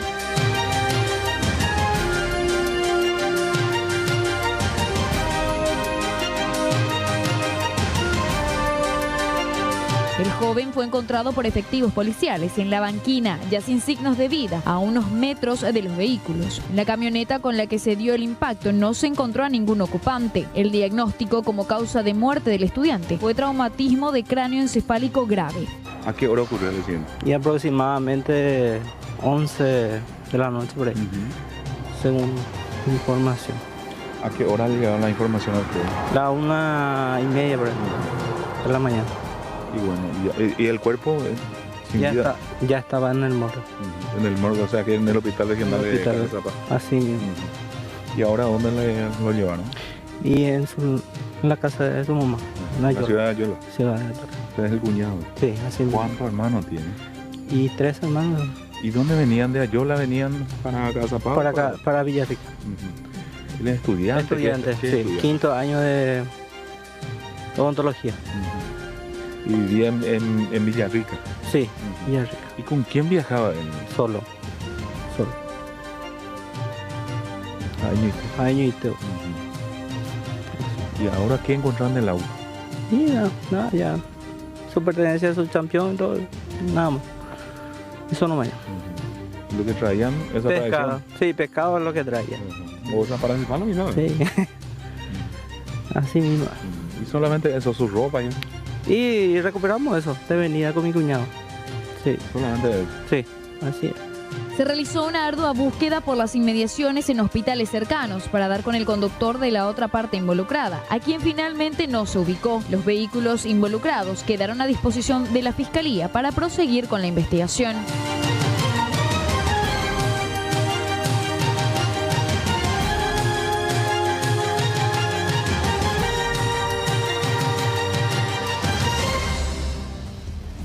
Seguimos hablando de este caso de feminicidio ocurrido ahí en la zona de Itagua. La víctima tenía 47 años y fue atacada por su expareja, que posteriormente se quitó la vida dentro del vehículo que utilizó para escapar.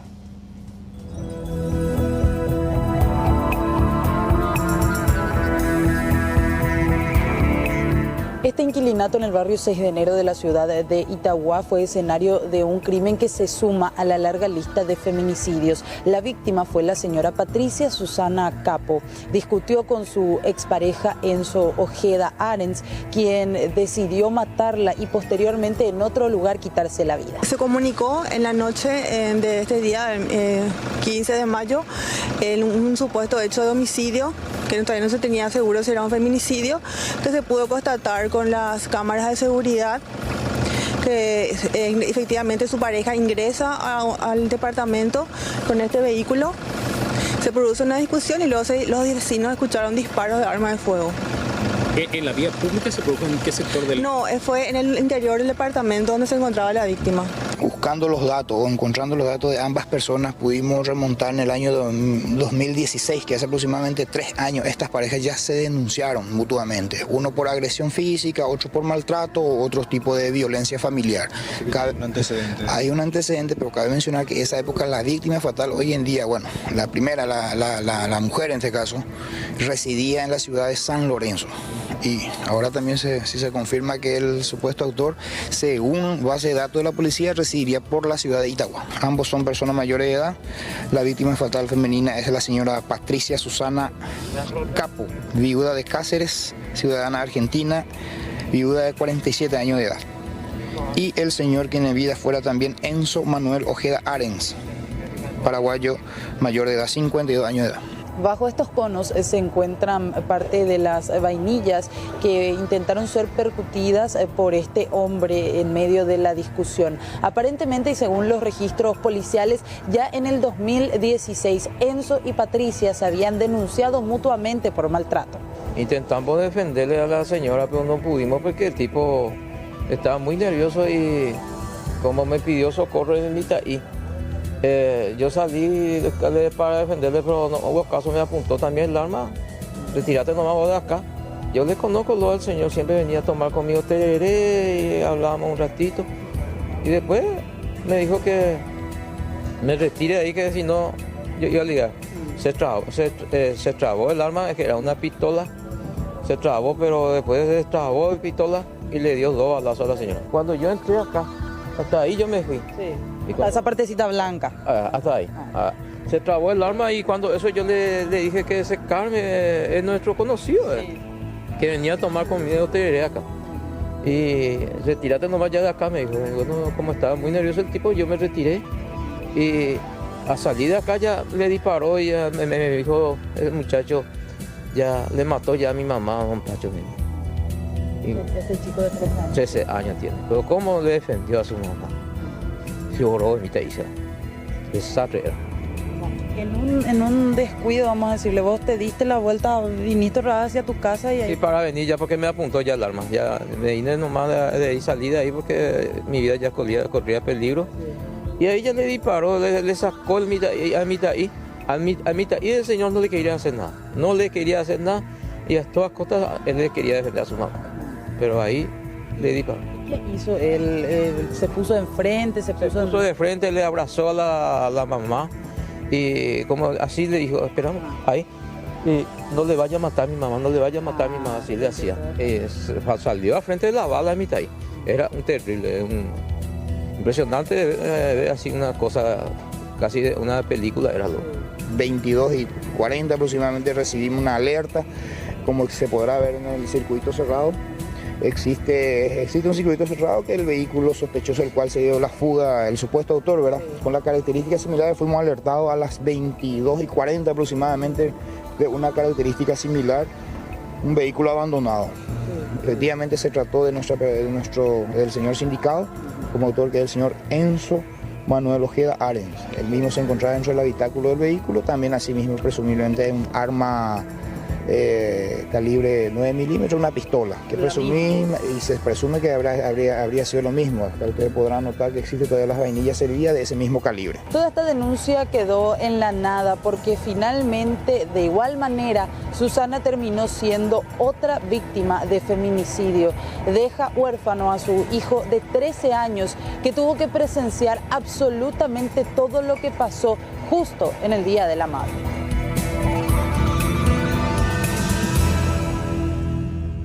Bueno, y logramos también la versión de los hechos de los principales familiares de la víctima fatal, de esta mujer Patricia, de 47 años, quien perdía la vida en la zona de Itagua. Hay que recordar que ella vivía sola, o mejor dicho, en compañía de su hijo menor de 13 años, en el barrio 6 de enero de Itagua, no así con sus familiares. Pero escuchemos lo que relataba uno de ellos. Cuando yo lo llamé, era el momento en que me enteré y él estaba en el hospital de Itagua. Y cuando yo le pregunté de los disparos, él solamente me dijo, tía, yo no quiero hablar de eso ahora, me dijo, ¿verdad? Solamente eso él me dijo. Y todavía no pude hablar con él, porque la llevó la otra tía paterna, lo llevó a su casa, que tiene un primito de la misma edad, para que puedan jugar y él se pueda olvidar un poco de todo este trauma, porque mira que él vio todos los disparos y lo único que le dijo a sus hermanas es que había recibido un disparo en la pierna. Cuando mis sobrinas llegan al hospital de Itagua, es que la doctora le dice que el impacto de bala de la cabeza le destrozó totalmente el cráneo, el cerebro, y que no había posibilidades de vida. Ahí ellas se enteran. Él se tragó todita esa información sin contar a nadie. Porque como cuenta el único testigo, uno de los vecinos, él realmente defendió a su mamá. Sí, le defendía, dice que le decía que por favor no le mate a su mamá, que era todo lo que él tenía. Muy valiente. Sí. Se nota que él con su mamá estuvo siempre, súper. Ellos no se despegaban por más de todas las vicisitudes que tuvieron que pasar, jamás estaban separados. Vamos a hablar de inseguridad esta vez en la zona de Hernandarias, porque un joven estudiante fue atacado por motoasaltantes en momentos en que se dirigía a su universidad. Recibió 2 balazos, uno en la pierna y otro de refilón en la cabeza. Felizmente está fuera de peligro.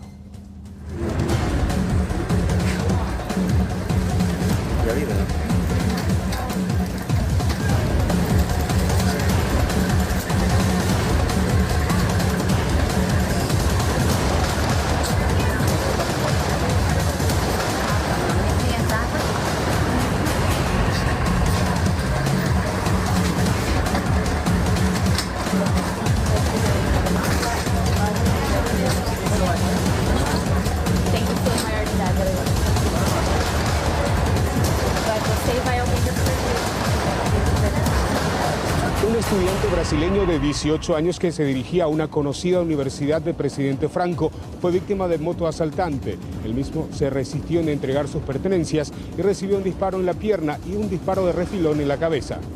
Ahora aproximadamente se recepciona una llamada telefónica manifestando sobre un supuesto hecho de robo, ¿verdad? Personal de esta se dirigió para ver la veracidad del hecho, encontrando a una persona con herida de arma de fuego. Según la víctima, son 2 personas a bordo de una motocicleta, los supuestos autores. Así, efectivamente, ¿verdad? Nosotros le llevamos hasta el hospital regional para su inspección médica, ¿verdad? Él mismo manifiesta que son 2 personas a bordo de una motocicleta, ¿verdad? Que le exigieron la entrega de sus pertenencias, que él mismo no accedió y que por esa consecuencia, ¿verdad? Le disparó. Él mismo sufrió un disparo en la altura del muslo lado derecho, entrada y salida, y tiene un refilón en la cabeza. ¿Se maneja la identidad de la víctima? Y hasta el momento no, ¿verdad? ¿Qué nombre tendría la víctima? La víctima es de nacionalidad brasileña, de nombre Víctor dos Santos. 18 años de edad, así mismo. El estudiante inmediatamente fue socorrido por los agentes intervinientes y afortunadamente está fuera de peligro.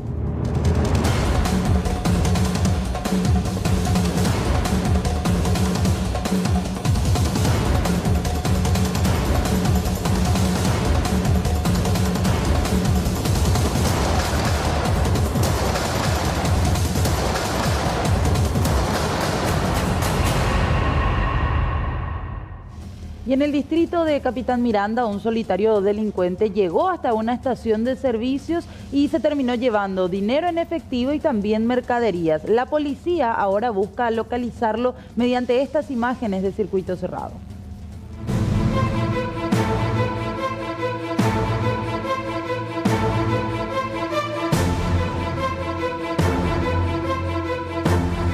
Estas imágenes muestran de qué manera un solitario delincuente ingresó al interior de una estación de servicios del distrito de Capitán Miranda.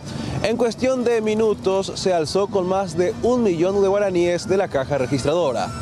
Día martes, amaneciendo ya miércoles, en hora de la madrugada, quedó registrado la grabación a las 02:15. Entró en el kilómetro 17, en la estación de servicio Barco Rodeado, ubicada en esa dirección. Fue visitado por una persona encapuchado. Esta persona manejaba de que había circuito de cámara en ese lugar, entonces usó capucha, entró, usó un cuchillo y un destornillador largo para abrir la puerta de blindex que está al costado de la estación de servicio. Entonces entró directamente en la caja, se apoderó de lo que había en esa caja, alrededor de 1.300.000 hasta 1.500.000 de guaraníes y un montón de cigarrillos y abandonó el lugar. ¿Solo actuó este día? Así mismo, solo tenemos pistas importantes. A lo mejor vinieron también la policía de criminalística, también investigación, así que estamos investigando el hecho. ¿Le redujo a alguna persona o no estaba nadie en la No, nadie estaba. La estación de servicio siempre se cierra a las 22 horas y después ya queda a cargo del circuito, vamos a decirle, era a nuestro cargo, pero esta vez entraron, pero se quedó registrado imágenes de una persona mayor de edad ya y tenemos ya buena pista con relación a ese hecho. Las imágenes son contundentes y la policía ya maneja algunas pistas de este solitario delincuente, quien sería de la misma zona. En las próximas horas no descartan sendos operativos para su detención.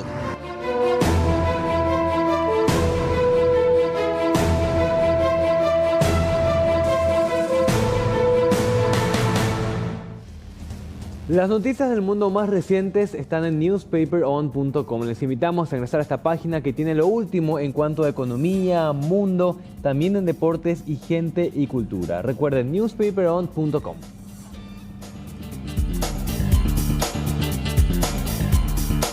Última Hora presenta contenedores herméticos de cocina. 10 contenedores de acrílico transparente. Cada uno trae una receta exclusiva. Aparece los miércoles por 25.000 guaraníes. Última Hora. Lee la verdad. Tío Nacho se sigue recomendando de pelo en pelo. Siempre tuve el pelo finito, llovido, sin volumen. Un día estuve 3 horas en la peluquería haciéndome un peinado para un casamiento y duró 5 minutos. Mi peluquera me dijo que pruebe con Tío Nacho Engrosador. Tío Nacho Engrosador combina la nutrición de la jalea real con el poder de Capilgross, aumentando el volumen como si tuvieras hasta 33.000 cabellos más. Ahora mi pelo tiene cuerpo, volumen. Por fin me puedo hacer lo que quiera. Tío Nacho, resultados de pelo en pelo.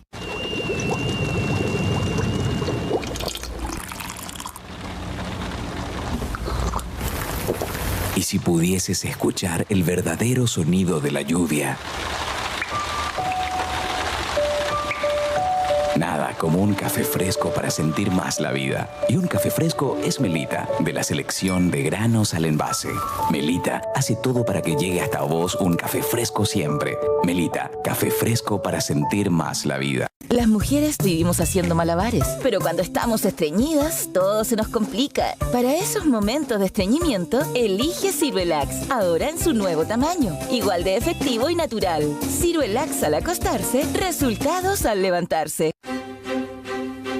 Hay a quienes les gusta jugoso, otros prefieren bien a punto, algunas sin omelette.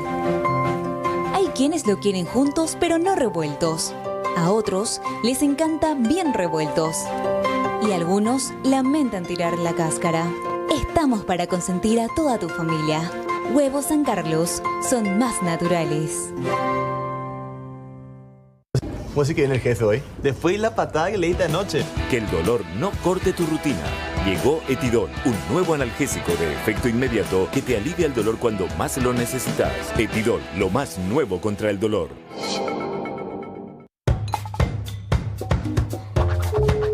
Hola, ¿qué haces? Oye, pa, ¿tú me dejaste un regalo? Sí, especialmente para ti. Colgate Total 12 tiene un enjuague bucal. Eso mismo. Mira, después de cepillarte, tomas el enjuague. Te enjuagas. Eso. Muy bien. Y así mantienes tu boca mucho más saludable. ¿Listo? Sí, totalmente listo. Para Mariana. Bueno, ya, adiós, pa. Enjuague bucal Colgate Total 12. Protege tu boca por hasta 12 horas. Universidad de la Integración de las Américas Unida.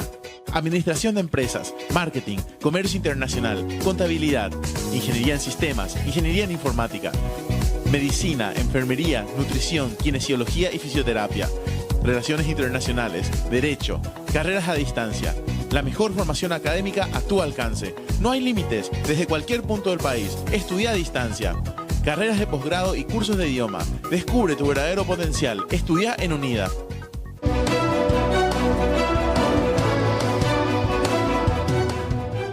Seguimos con más información. Tenemos que hablar de este tren que une, recordarán ustedes, Encarnación con Posadas. Sirve muchísimo para cientos de pobladores de esa zona de nuestro país, pero dejaría de funcionar a pesar de que todavía no hay una fecha exacta.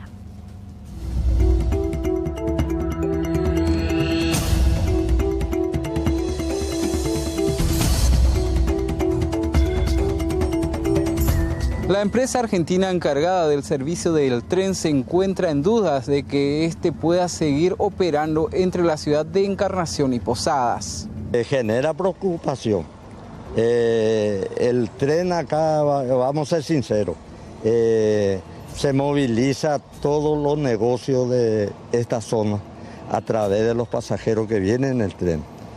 Y para nosotros también es una preocupación porque nosotros como taxistas estamos a la espera de pasajeros que vienen en este tren. Yo esta mañana me enteré que en el diario Territorio sacaron un artículo que posiblemente va a dejar de funcionar. Yo creo que las autoridades, tanto Argentina como Paraguay, ya tienen que buscar la fórmula que siga trabajando este tren.